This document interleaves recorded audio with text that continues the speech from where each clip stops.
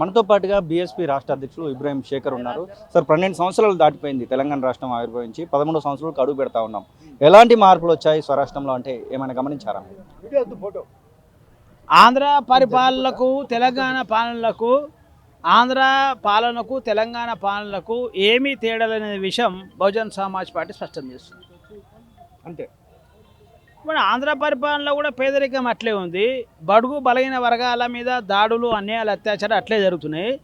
TRS అధికారం వచ్చినాక అంటే నేటి బీఆర్ఎస్ లేకపోతే కాంగ్రెస్ పార్టీ అధికారం వచ్చినా కూడా బడుగు బలహీన దాడులు అన్యాయాలు అత్యాచారాలు అట్లే జరుగుతున్నాయి. తేడా ఏముంది? ఆంధ్ర పాలకులకు తెలంగాణ పాలకులు అవి కూడా అగ్రకుల పాలకులే, ఇది కూడా అగ్రకుల పాలకులే. కాబట్టి బహుజన పాలన రాకుండా ఈ తెలంగాణలో పేద ప్రజలకు న్యాయం జరగదనే విషయం మేము స్పష్టం చేస్తున్నాం.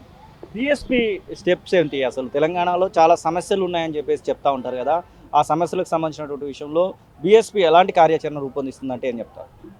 బీఎస్పీ పార్టీ మొట్టమొదట విద్యా వైద్యం ఈ పేద ప్రజలకు అందాలని బీఎస్పీ జనరల్గా ఉండే బేసిక్ పోరాటంలో భాగంగా బీఎస్పీ పోరాటం చేస్తుంది.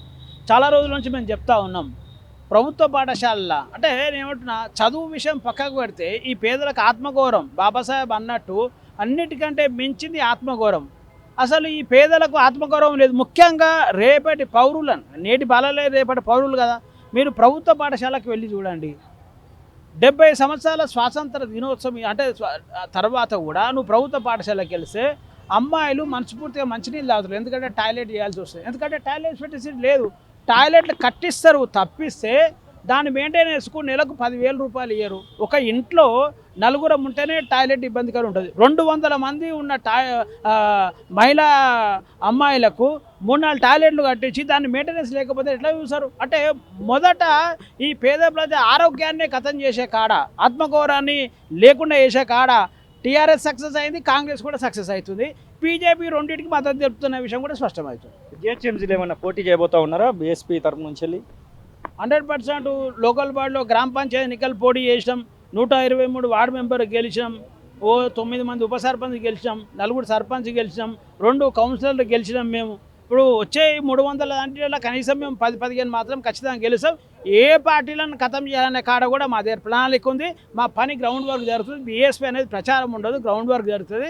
అది మానవర్ కన్స్ట్రమ్ పనిమాదం అనేది తెలంగాణలో జరుగుతుంది. మాయావతి గారి ఆదేశం మేరకు, ఆమె ఆలోచన మేరకు, ఆమె డైరెక్షన్ మేరకు తెలంగాణలో చాలా బ్రహ్మాండంగా వర్క్ జరుగుతుంది. మీరు కూడా చూస్తున్నారు డే బై డే తెలంగాణలో బీఎస్పీ ఎట్లా బలపడుతుందో మీరు చూస్తున్నారు. ఇది ఇప్పుడు జరుగుతున్న పోరాటం ఏంటంటే ఆడంబరంగా జరిగే పోరాటం కాదు. తెలంగాణలో ముసురు లాంటి తెలంగాణ బహుజన ఉద్యమం కొనసాగుతుందనే విషయం కూడా మేము స్పష్టం చేస్తున్నాం.